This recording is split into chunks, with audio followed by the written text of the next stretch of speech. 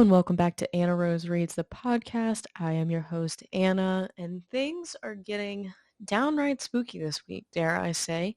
I am talking to the one and only Joshua Hall about his latest release that is on shelves today, 8114 from Clash Books. Now, the thing that makes this conversation in particular and 8114 such a freaky read, and in turn, our conversation very freaky, is that it's inspired by true events that Josh has experienced. And we'll get into that. You'll hear it all in just a moment. But I think it's a really unique conversation because I don't know that I've talked to anybody quite on this level about the really terrifying things that they have experienced in this particular way and how it relates to fiction.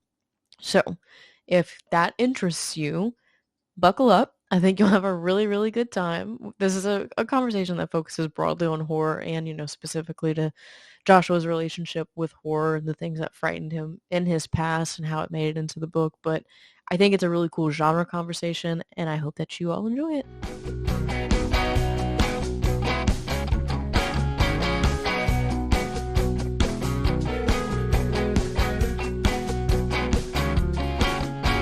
Hi, Josh. How are you? I'm great. How are you? I cannot complain. I am very, very excited to get to talk to you. I've been wanting to talk to you since last year, whenever your novella Mouth was released. But we are here to talk today about your debut novel, 8114, that's coming out from Clash Books. If people don't know who you are, though, do you want to go ahead and introduce yourself? Yeah, I am Josh. I'm Josh Hall. I'm the author of Mouth, which came out from Tenebris Press last year, and then 8114 this year with Clash. I'm also a screenwriter, and I'm the co-screenwriter of Glorious, the 2022 movie from Shudder, starring J.K. Simmons and Ryan Kwan. Perfect. Yeah, and if I cannot recommend Mouth enough. I love that little novella, and I might have a few little extra questions at the end of this interview to Perfect. pick your brain about it because I just love that so much. Thank But you. like I mentioned, this is your debut novel. It's coming out on August 26th. How are you feeling about the process of it? Does it feel any different to push out a novel versus a novella? It's different. Yeah, it's different. It's been you know, Mouth was my debut novella, which was an entirely different experience from the film side of things. And both experiences with Mouth and 8114 have been so wildly different, even though I was writing both at the same time and I was working on both at the same time. But the reaction to Mouth was so great, and then just all the kind where every review for 8114, whether positive or not, has been great just to see the amount of interest in people reading it so early and just so enthusiastic about the book itself. And a lot of that is due to the goodwill from Mouth, which is great. But yeah, I'm excited, and it was such a different experience. It has been just talking about this book because, they're both different beasts, but they were, like I said, conceived at the same time, kind of written at the same time. So it's just one is bigger than the other a little bit, and that's that's the biggest difference for me as far as the push and the experience. That makes sense. They both have phenomenal covers. I think the covers on both these works are phenomenal. But to kind of talk a little bit more specifically about 8114, I'm going to go ahead and I'm going to let you talk about the inspiration, the synopsis of the book, because I believe, from my understanding, this is a very personal story. Yeah. So I'm going to let you kind of open up the floor to what the novel's about, its inspiration, all that good stuff. Okay. Yeah. So 8114 is about a podcast host named Paul. He's found himself in a bit of hot water for his true crime podcast, to the point where I don't want to say he's on the verge of being canceled or whatever, but he's in pretty big trouble, and he decides that he's going to take a step back from his podcast. At the same time, he gets summoned, I guess is the word, summoned to return to his hometown by one of his good friends. But he doesn't know why. And when he returns home, he discovers that one of his best friends killed himself inside Paul's old childhood home, which is now at this point, it's been abandoned, it's dilapidated, it's still standing, it's still very much an eyesore in this town, and you know, very much a headache for a lot of people. And so when Paul returns home, he discovers that this friend killed himself in the house, and nobody knows why. It seems like it was out of the blue. And so Paul, not being kind of the brightest guy, decides that he's going to investigate in true crime nature and in his worst nature, kind of try to maybe capitalize off the death of his friend and do a whole new podcast called 8114, which is the address of the house that Paul grew up in. And things just really go terribly for everybody involved in this story, and that's really the nature of the house and what comes of this house and the town and the history, and it's all there, and Paul is unfortunately the one who brings it all up to the surface. That's 8114. Yeah. 8114 is a very it's a little bit of a mean read, I'm not gonna lie, compared to Mouth. There's some nefarious stuff at work there. Sure. But for a really good reason. I mean, it right off the bat, you know, I feel like you do a really good job of kind of instituting the atmosphere that we're working with here, right? You know, the Yeah. ominousness of 8114, the reach that it has to Paul, because he doesn't start, we don't, when we meet him when he gets called back, right? He's not there. Sure. And one of my favorite things that you kind of do, and I feel like we've kind of been on a trend of doing this with some horror lately, is we're kind of examining true crime through horror, which I think is really, really cool. And you do this with Paul's character, even though he's not the one making the best choices. Right. So I was wondering if you wanted to speak a little bit about that examination of like the ethical and like moral side of true crime and Paul's character. Yeah, I think, you know, it goes a lot of hand in hand stuff with things that I was personally going through at the time in life, and that's you know, to touch on briefly the Mouth, the joyousness of Mouth is, you know, the approach to Mouth was, as I'm going through all these hard things, was Mouth was going to be the true story, like of who I am, how I truly feel, how I represent myself, and everything in life, and that is the themes of Mouth and a lot of that stuff. 8114, on the other hand, I was like, what if all these things that people are saying about me or feel about me or any of this stuff are true? You know, what if that is Paul, the character, you know, and true. So I was already coming at the story from a perspective of a flawed character and a flawed just view of life, and then you tie that into a lot of these true crime stories that are flawed in their approach and flawed, and a lot of them are driven by ratings, and a lot of them are driven by viewings or you know, the listening audience with little to no regard to what they're saying and how that can impact everybody they're talking about in these stories, you know, from a small minor character to the main lead. You know, it could impact any of these people greatly or just go terribly for people. And I think that's, you know, there's a lot of examples of how this could go bad, and there's a lot of examples of how it could be good. And I think, you know, when you bring, it just depends on what lens you're seeing that story through. And I think when you're introduced something like that through somebody like Paul, who is just not a great person, it's gonna, you know, it's gonna be a terrible result, I think. Yeah, no, for sure. And I think that's a hell of a writing exercise that you mentioned at the top of your answer Yeah, there of yeah. saying, you know, what if I wrote kind of the antithesis, the opposite of what I feel about, you know, like I've been receiving about myself. How did that feel to write? Like, did that feel cathartic in a way? Yeah, I think so. Yeah, yeah, it's definitely, you know, I think creators, writers, anybody who wants to know what that feels like to be a villain, like, you know, and you could actually experience that through this character for 200 something pages and really kind of put yourself in terrible shoes. And I know we do that with a lot of the characters that we create, but this one was, you know, obviously, certainly for multiple reasons why Paul is such a personal character is because, you know, it's the house I grew up in personally. It's the Yeah. town I grew up in personally. It's a lot of, you know, the characters in book are inspired from real people in my life and real people I know and so it was an experience, and it was certainly, people reading the book being like, oh my God, what did you like, like there's the mom character, there's things that happen to the mom character. And while it's not my mom, it's inspired by,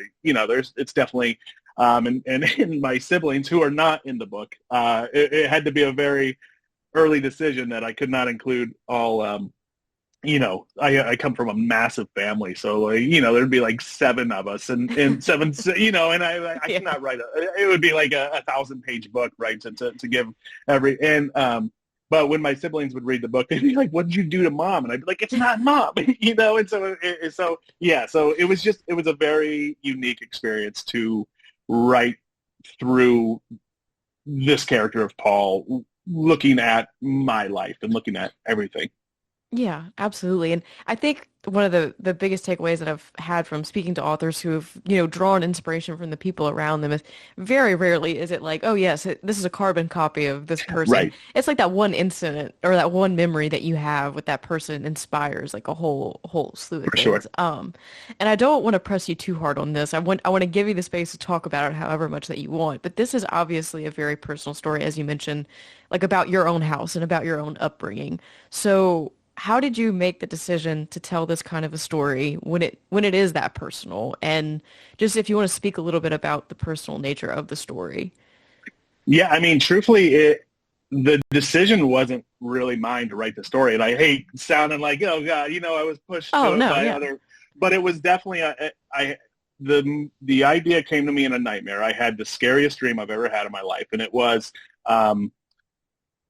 a good friend named Eric, in real life, a good friend named Eric killed himself at 8114. And it was the most terrifying dream I had ever had. It was so realistic. And I woke up that next morning.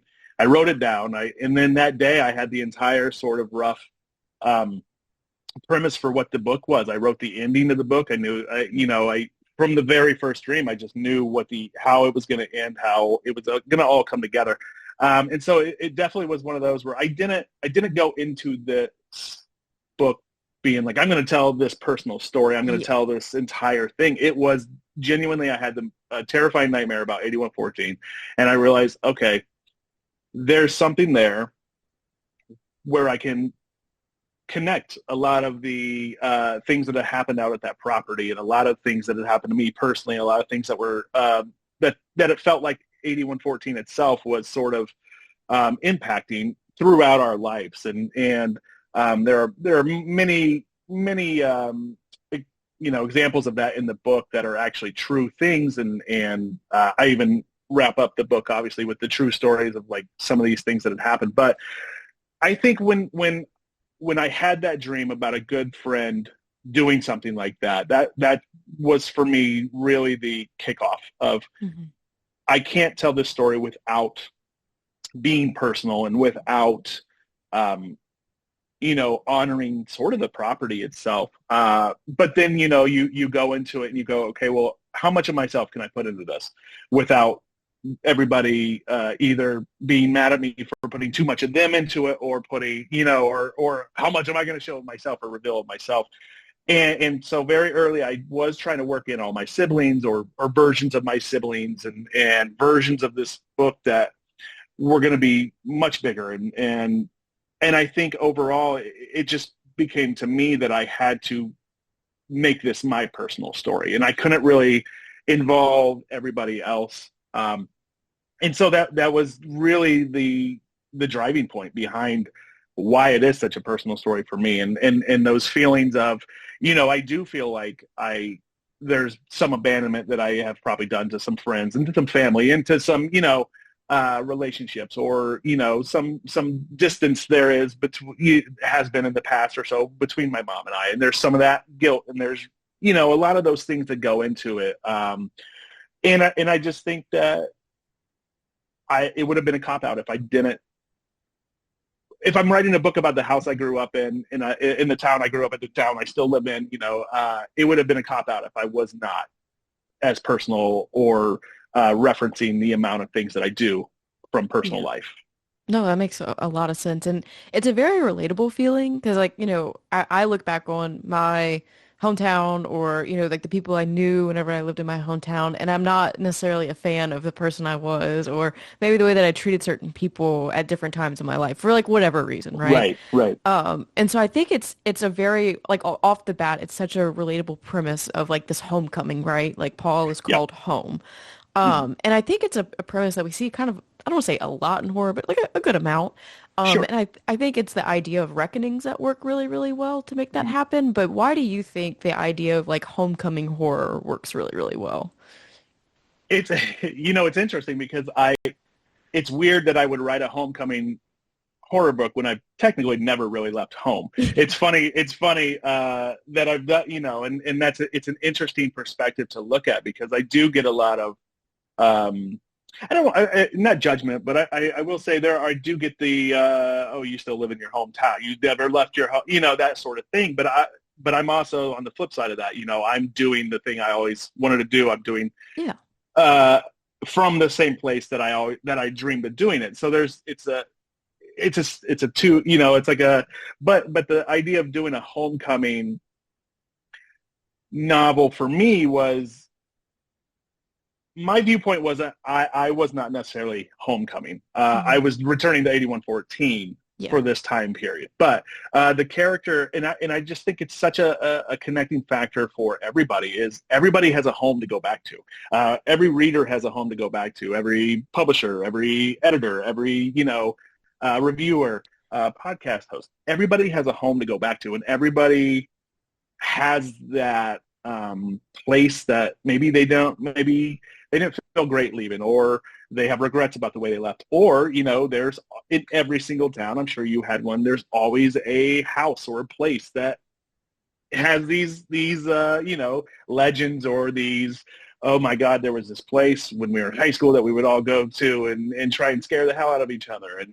everybody has that. So I think that's the idea of why homecoming horror is such a relatable thing, because everybody has that to go to, and they have those aspects to connect to as they're reading or listening or watching, anything. Yeah. Yeah, no, that makes perfect sense. And I think too, what works really well with 8114, and you've kind of alluded to it already, is like 81, the home, the actual property of 8114 feels like a character, right? And Yeah. a lot of times we talk about how settings become characters in stories, like they have Mhm. their own characteristic and they, operate in a way that feels much like a human would. But for real, with 8114, there's a pull, there is a grasp, there is a like this emanating feeling coming from this property. Can you talk a little bit about kind of like characterizing? And for I know that it's based on a real place for you, but Sure. within the novel, it just feels so lifelike and real. So, For better or worse, yeah. For better or worse, it feels like a real.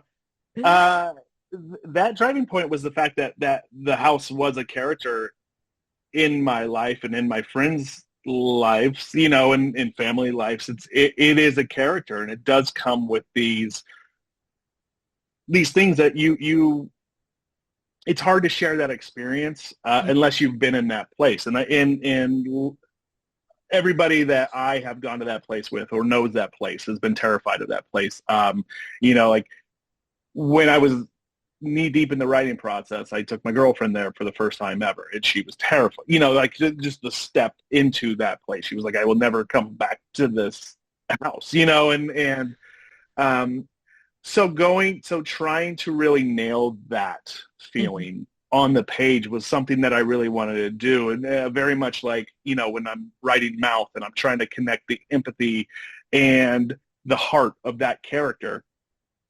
I'm trying to do the same thing for the house, because there is no 8114 book without that house or that property. And so, when I can sit here and write and go, okay, well, I know the things that I've seen and experienced in the big barn, but the readers don't. Hmm. So how can I translate that the best I can? Well, I'm just going to immediately just do the paint the picture as terrifying and horrifying as I can, because that's what it's like to look at that freaking place. And so, yeah, it was really, if it came flat, if it fell flat on the page, then I knew the story wasn't going to be right. But I felt like, and everybody who read it early felt like the house really came to life Again, for better or worse, especially with the theme of the book of how it, kind of, and so I think, yeah, I just think, I'm very, and that's the screenwriting side is if it's in the story, it needs to feel alive and it needs to feel like it's there for a reason. And that house is very much there for a reason. Yeah, absolutely. There's one detail, and I don't think that this is a spoiler for me to say this, but there's one detail that when I was reading really kind of bothered me. And you talk about it in the acknowledgments, if I remember correctly, but it's the fact that the house is visible from like a Mexican restaurant. Like you can go Yeah, sit at this like totally benign, like very normal place. You can sit there and enjoy a yeah, margarita yeah, and look at, what is potentially the most horrifying experience that a person can have, like within the context of the story. right, There's right. something really, really unnerving about that to me. And it's almost something that's in line with like when I think of like Midsummer, like that Yeah, sun-drenched horror in the daylight, right? right, right. It's something very similar to that. Can you speak a little bit about that feeling? Because there's something so disturbing about that to me. I so to give a little backstory, so 8114 property is 8 acres. Um, it's and when I grew up there, it was eight. It was obviously 8 acres, but there was nothing in this entire cornfield area. There was nothing. It was wide open space. There was our house. There was another house about a mile down the road, and then another house about a mile down the road, and then the high school was down the road. And this was all one highway stretch. And to the left of the house, there was nothing really. Um, and we would grow up, and we'd have cornfields all around the house, and it was terrifying, especially when you're adding in this property. And then as we, when I graduated, and my family kind of left the house. It's still owned by family, but when we all kind of left the house, they started building around the house. They Hmm. started because my stepdad would not sell the property, the 8 acres. So everybody else around this would Right. start selling the property. And so now there's an entire housing addition behind 8114. And they're like directly right to the like next to it is, I'm talking like in the book, it seems like it's like a big distance from this Mexican restaurant to this house, but it's literally like a parking lot, Hmm. like the back of a parking lot. That's how Yeah. close this patio is to the front porch of 8114. And so they started building all these places around it, and I was just like, that's mind blowing to me. That all of this is going to be built around this dilapidated house that is literally falling apart, falling in on itself, and and then you could literally black mold all in this house, and then you step outside and you take a few steps and you can go get a margarita right there on the patio and just go, oh, well, that was certainly an experience that you would not expect to have, and so it was mind blowing, and really, so the first thing I wrote was the ending. And then Hmm. the second thing I wrote was the chapter that starts when Paul goes back to the house, and it's him literally walking. That was the second thing I ever wrote for the book, and both those things, everything else changed a lot, but those were the two things that stayed the same. Was Paul's narration about going to the Mexican restaurant, and because that was always going to be a part of this story, was how surreal and just how kind of perfect it is for haunted stories. Specifically, you're thinking of Poltergeist, you're thinking of all these things about expansion, how expansion just completely ignores history and Yep. and horror, and so this was a perfect example of, oh my god, there's like nobody knows the things that are here while they're having their chips and salsa Yeah. here, or getting their I think the other thing in there is like a health network. So, people are getting physicals right next to, and it's just funny to me to think. So yeah, so it was mandatory. I had to go in the book. Absolutely. It's like it's funny and it's so startling too. Like, because I think for me, it's the context of I could be there and I could have no idea, right? Like, Yeah, you yeah, could walk into any normal corporate space or, up and right. coming space and not have any idea of the things that have unfolded around you. But speaking of things that unfold in this book, Yeah, you spoke yeah, about it a little bit, but I want to get into it a little bit more. Bringing the property to life through all of the horror, right? Through writing scenes that made you feel that kind of dread, terror, all those different things. There's a lot of them in this Yeah. story and a lot of Yeah. really, really disturbing imagery and just like an onslaught of terror. How did you kind of, I don't know if pacing is the right word or even plotting out, but kind of come how these scenes would be? Because for Paul, he's trying to determine what's real and what's not because he's kind of, losing it as events go. And Yeah. it's just an onslaught of horror for him. So how Yeah. did how did that unfold for you? So the plotting process was I initially, I just started um, listing every terrifying thing that I could remember that I experienced or my friends experienced or family experienced and I would just list them. And it was under a Google Doc, just the normal, however you would, plot out a book or a project. And I just, put chapters, question mark. And then I would just like, go all the way down. And so it would just cover, the hanging baby was always going to be a part of it because that was a real thing. That was the most terrifying thing that we've ever seen out at that house. And there were a lot of things that you would feel like as you go on, you would say, okay, well, nobody's going to believe this, Mhm. or this thing is really silly compared to the hanging baby. I always compared everything that happened or everything that I wanted to write. It had to meet either the terrifying aspect of the hanging baby or just the what the fuckness of the blackened lady. Like it had Yeah. those, you had to match those. And if it didn't feel like it was going to match those or hold a candle to those, I didn't put it in the book. So there were things, we would have sleepovers and we would hear like the sound of something being dragged across the driveway, and we'd look out and we'd see just terror, like it almost looked like something out of like a Goosebumps, and you'd be like, okay, well, that's not going to fit into the the story, and also you're is it real? Are you actually seeing these things? And so it really was just a reliving a lot of terrible, scary nights, and wrestling with, was this something we imagined because we were kids, or was this something that actually more than myself witnessed? And so there Hmm. would be a lot of, I would be texting, hey, do you guys remember that time we were in the barn and we heard that loud bang and we all looked up and we just saw this baby hanging from the rafter crying? And they'd be like, yeah, we fucking remember. And I was like, okay, cool. It wasn't just, like not Yeah. cool, but also like super cool, super cool. It's going to be a really cool chapter, and just a horrifying angle that we can build into this novel. And then, you go with the blackened lady who uh, is just a terrifying, terrifying person in this story who I'd personally witnessed. And then um, after my girlfriend went to the house, she started having nightmares about this person. And then pretty soon after that, we went on a canoe trip with my mom. My whole family went on a canoe trip, and my mom knew I was writing the book, um, and she kind of, we're on the river, so she Yeah. zooms up in her canoe, and she's like, Josh, I got to tell you about the nightmare I had the other day. She's like, I was having this nightmare, and this black-haired lady was like coming up to me, and I was just like, what is happening? Like that's so terrifying.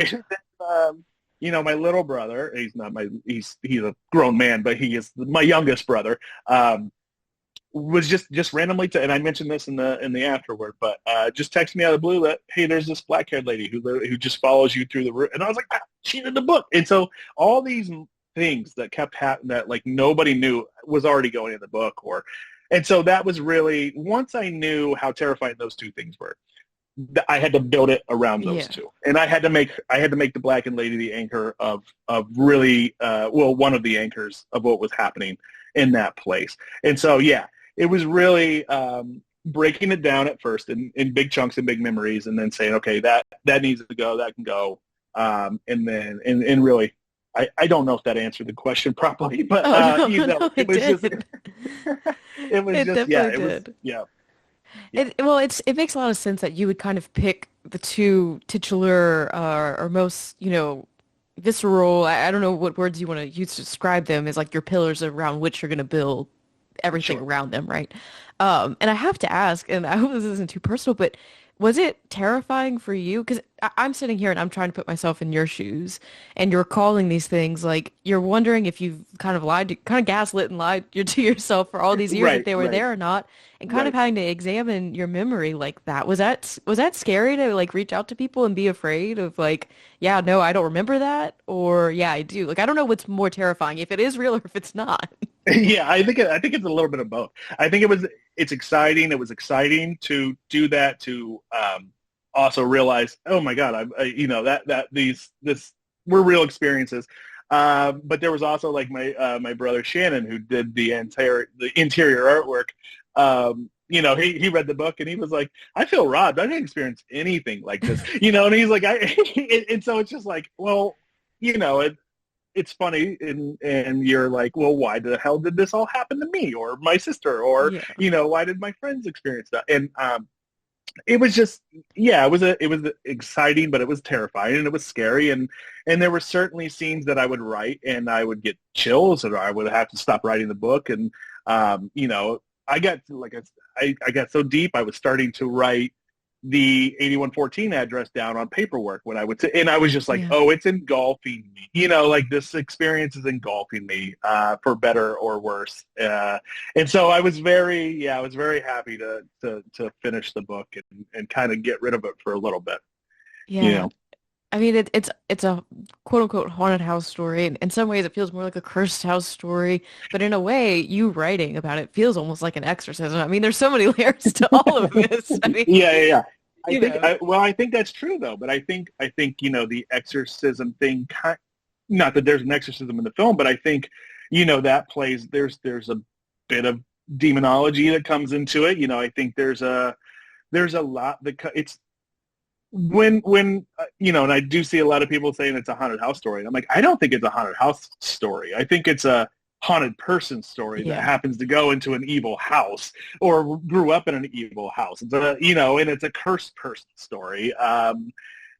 It's everything, you know, and and so, you know, I hate to think of it just as a haunted house story, which nothing is just a haunted house story, you know, but right, yeah, I think Paul is very much a flawed character that would the would everything happen or play out in the book the way it does if Paul never came home?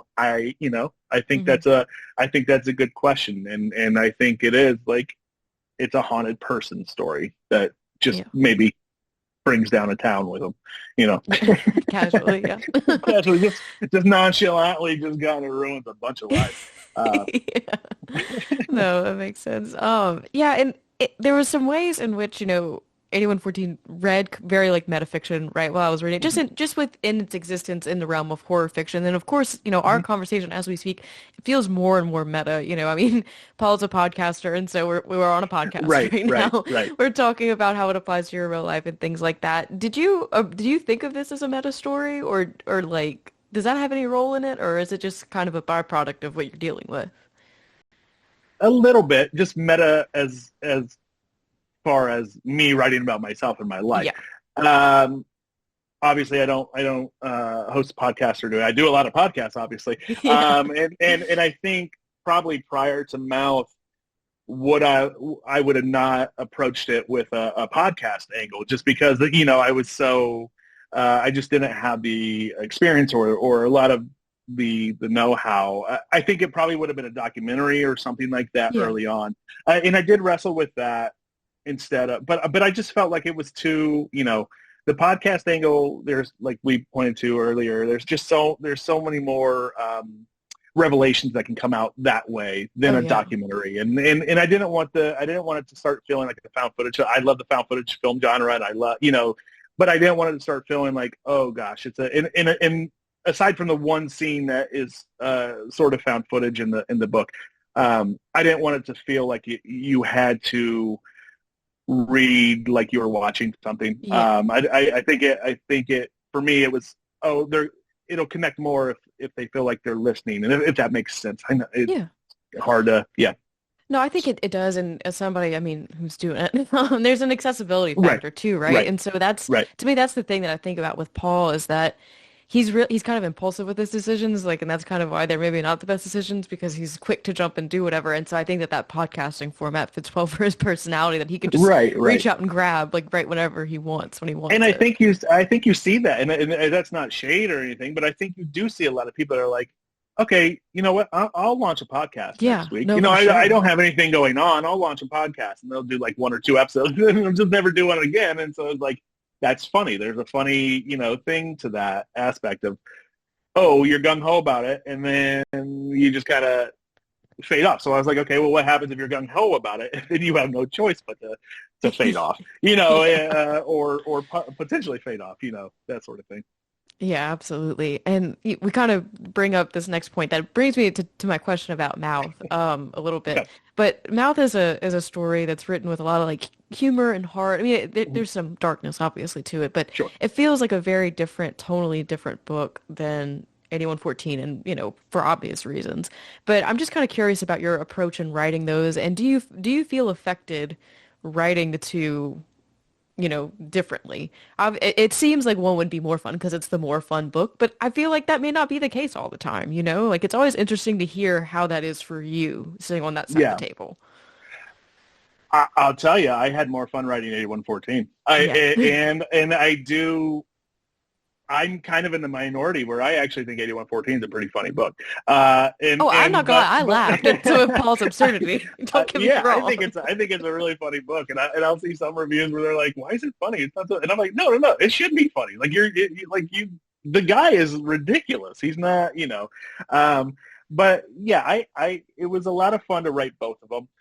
Mouth was more feeling my way through it. Hmm. And there was very much a trying to balance that tone and that heart and that humor in a way that didn't take away from the seriousness that, say, Abigail was going through, or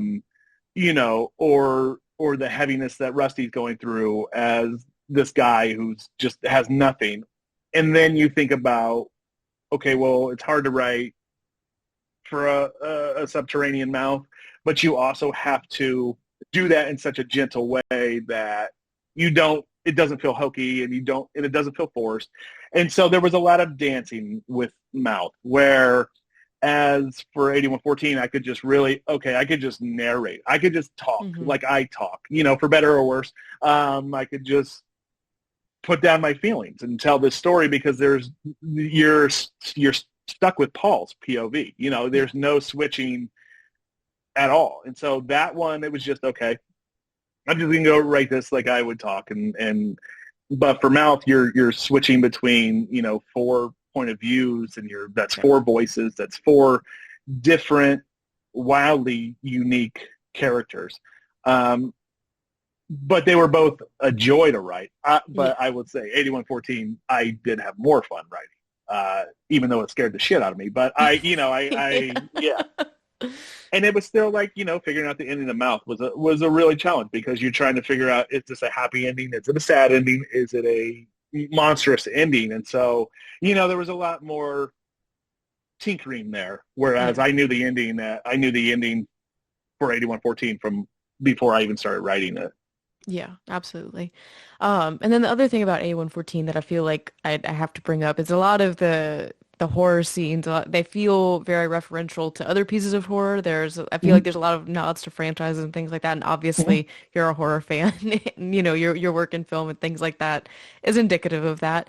Do you want to Right. speak just a little bit about implementing your love of horror within your work? Because it's obvious with Mouth as well, but also with 8114, I think that there is room for that as well. Yeah, I think I got asked this interesting question recently that asked if everything that I write is going to involve some sort of film or some sort of movies, and I'm like, yeah, because that is my daily life. And I feel personally that and I think it was they were talking in regards to what Stephen Graham Jones does a lot, where he references a lot of. And Yeah. I was like, I love that's some of my favorite parts of his books is where he just goes on these not tirades, but these just moments where he's railing off movies and movies and movies, and some of them you know, but some of them you don't, and so you're like, oh my god, I gotta go watch that movie. And Yeah. I think that part of our job as creators, all of us, not just writers but podcast, is to just share our joy of things that we love. And so everything I write, I'm going to talk about the movies I love. I'm going to reference the movies I love. I'm going to reference the horror movies that have inspired me or inspired the characters based off of me, or I know Abigail gets a lot of crap because of how she talks about movies in Mouth, but that's how I talk about movies. Like, it's literally how I talk about movies. I will just go and quote things and talk about random facts, and I know it annoys some people, but at the end of the day, a lot more people get excited about those new bits or these little tidbits of movie history, or the movies that are referenced in 8114. They're not, it's not like top secret movies that nobody's ever seen. It's some of the biggest movies. But that's okay, because I think on the other hand, in Mouth, I do reference some lesser known things, but yeah, so it's always going to be a part of every story I write. There's always going to be something involving film, and there's always going to be movies that are talked about or referenced, and that's just who I am. I wouldn't be a storyteller without film and without movies, and so it would seem disingenuous for me not to talk about films and the things that I write. Absolutely. And I tend to agree with you. I think life's too short to not. I mean, honestly, Yeah. like, why not celebrate it while we can? Shit. Right. Yeah, no, I just think there's so much negativity, and there's so much, a lot of people spend time sharing things that make them angry or make them, and I'm just, I don't want to I want to focus on, sharing things that make people happy or excited, or things that they might find cool or something like that, and that's definitely my goal when I talk about pop culture things. And a lot of, there's a lot of music referenced in 8114 from the 90s, and from and that's just, all that was stuff I was listening to at that age, in that, and in those, and again, it would just feel I had to be authentic with myself and who I was then and who I am now, and so that's going to be something that always stays in whatever I write. Yeah. One of my like little soapboxes though is like about talking about pop culture and like constantly referencing sometimes the same things, is whenever you meet somebody new or you encounter somebody new, you never know like what door that'll open, right? Right. So like Right. I'm always like, yes, keep talking about the weird Right. niche shit. I would love to keep hearing about the weird niche shit, because you Right. never know who you're gonna meet, who that will resonate with or will open a door to something else. And it just, we don't need to be any more alone than we already are. We need to be a community. Absolutely. Absolutely. Yeah. Yeah. Well, I feel like that's a good way to end it. It's a pretty an Perfect. optimistic note to kind of wrap things up on. Thank you so much for answering all of my questions so honestly and thoughtfully. What are you, I don't know if you're allowed to or if you're working on anything now, but what are you working on now, and what does the rest of 2025 look like for you? Yeah, so it's my schedule's pretty open right now. There were some books that were supposed to happen. Still kind of, we're still figuring everything out. But right now, I'm just right. I'm focusing on a lot of screenwriting at the Yeah. time, at the moment. Working on some film stuff, and then just kind of figuring out what the next book project is going to be. There's about a handful that are possibilities, and I go into it, and I never plan on writing a novel. I never plan on writing a novella, and so it's been in Mouth and 8114 were both so natural. They came to me so natural and easy, and just I could see the whole stories for both of them for the most part.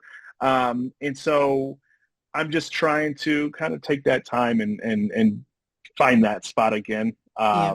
with the material, and I think there's so much good stuff out there that you know nobody's waiting for another book from me right now. They can get one from Clay every 6 months, or Malfi's got one every 6 months.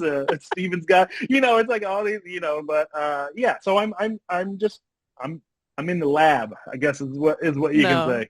Yeah, No, yeah, I yeah. get it, but I would beg to differ that we do want more from you if you're willing to write it. But no, and you have the release of 8114 coming out in August. That's a pretty big deal. But no, Yes. that's excellent. I do love to hear that you're doing screenwriting stuff still. And is there anything that we did not talk about or didn't mention or anything like that during the course of this interview that you want to bring up now? No, I think we covered everything that we should. Perfect. Yeah. No, it Yeah, was I just like great. I Thank I you. love to throw in that question at the end just to give everybody a little chance to throw in something in case I forgot about it. Yeah, So no, no, this was great. Thank you. perfect. Well, thank you so much again for your time and again just like for being so open and honest, especially with personal things. It always isn't the easiest to be vulnerable about some of this stuff, but Yeah. it's very nice to have a candid conversation like that. No, yeah, and thank you for the conversation. Yeah, I just think, if you're gonna put it in a book, you better be ready to talk about it. And Yeah. yeah, so yeah, no, thank you. It was a great conversation. Makes sense. All right. Well, everybody needs to go out and pick up 8114 from Clash Books in August of this year. Until next time, Josh, thank you so much. Thank you so much. This is great.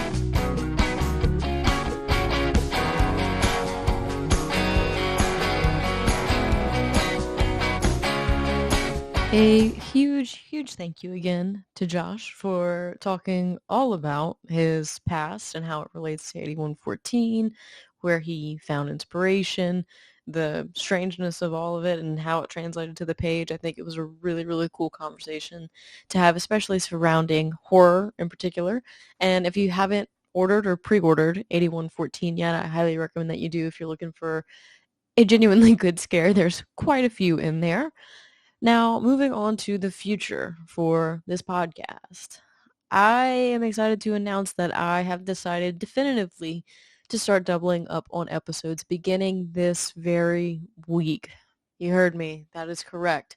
Starting on Thursday, you will be getting an extra episode probably through the month of September, the way things are looking, just because September is so slammed packed with insane releases that I want to all, include. I want every release to get their spotlight. I want every author to get their chance to, have their words aired in a timely fashion. So with that being said, this Thursday, look for the dropping of my episode with Brian McCauley. We're going to talk about Breathe In, Bleed Out, his upcoming release on September 2nd from Poison Pen Press. Love that book. Love Brian. It's a great conversation. Stay tuned for that. And yeah, um, here's the deal though. In return for me giving you extra episodes, little early access before some of these episodes would normally air, because I try to push these out on the day that the books come out. But we're gonna start speeding things up a little bit. I need a favor from all of you. I have a goal of how many downloads I ideally would like to hit before the end of the year. And I'm not going to share that number because that feels like it'll jinx it. But if you all could like, share, repost, tell a friend, scream from the rooftops, send a telegram, I don't know, I don't care. Do whatever you can to share this podcast. Please do it. I absolutely love doing this, and it's a stupid arbitrary goal that I've made for myself. Okay, I'm going to be so honest. There's really nothing bearing on this. But it would be really cool if I could hit that goal by the end of the year. So, here's the deal. Normal episodes on Tuesdays, that'll typically correspond with the book that is being released on that pub day, and extra early access episodes on Thursdays. I'm not doing a Patreon yet. You don't have to pay for this. This is just simply because the horror industry is booming in the month of September and I don't want anybody to miss out. So yes, if you don't mind, please like, share, subscribe, follow, scream, do whatever it is that you need to do for this podcast. Thank you all to everyone who's already done so, who continues to do so. Y'all are the best. Y'all know who y'all are. And until Thursday, we don't even have to wait a week now. I'll talk to y'all again on Thursday. How fun is that? So until then, I'll see you.